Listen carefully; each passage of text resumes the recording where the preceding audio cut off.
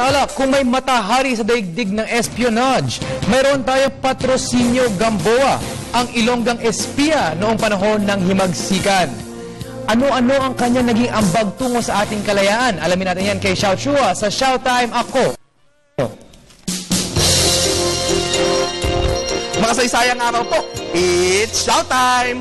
November 17, 1898. Kahit nabantay sarado mga Espanyol sa daan mula Haro patungong Santa Barbara, Iloilo, 3,000 tao mula sa dalampasigan at looban ng Panay ang nagtipon sa paligid ng isang kawayang tagdan sa harapan ng Kasa Municipal.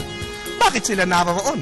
Isang bandila na katulad ng iwinagayway ni Pangulong General Emilio Aguinaldo sa Kawit ang itinaas sa Santa Barbara. Ito ang unang pagkakataon na iwinagayway ang bandila ng Pilipinas sa Kabisayaan. Pinasinayaan ni General Martin Delgado ang pamahalang revolusyonaryo sa Panay. Malapit sa itinataas na bandila, isang babae ang nakikitang buong pagmamalaking nakatayo. Siya ang dahilan kung paano napunta kina Delgado ang bandila. Si Patrocinio Gamboa y Villarreal. Ah! Who's that? Pokemon! Isinilang sa isang kilalang pamilyang ilustrado sa Haro, Iloilo.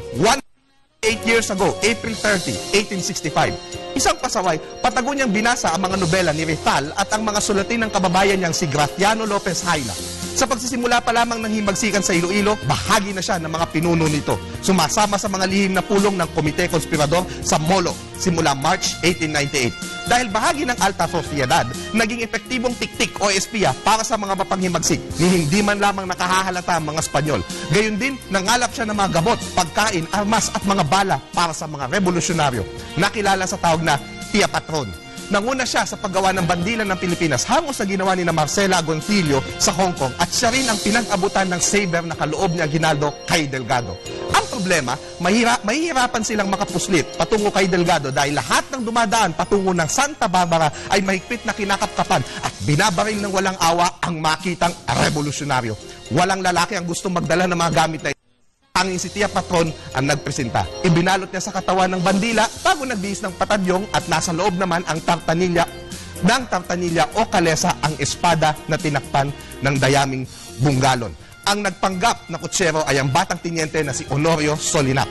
Sa tuwing may checkpoint ng mga kasadores ng mga Espanyol, sisigawan ni Tia Patron ang kutsero niya sabay kurot, kagat, sapak, tulad ng isang nager na asawa.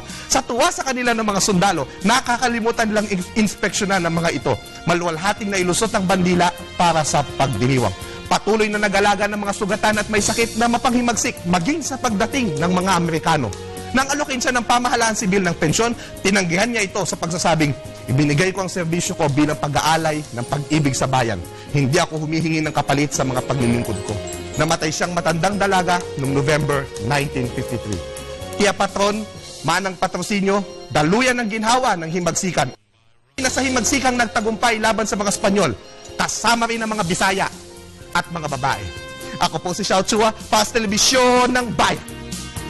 And that was Shout.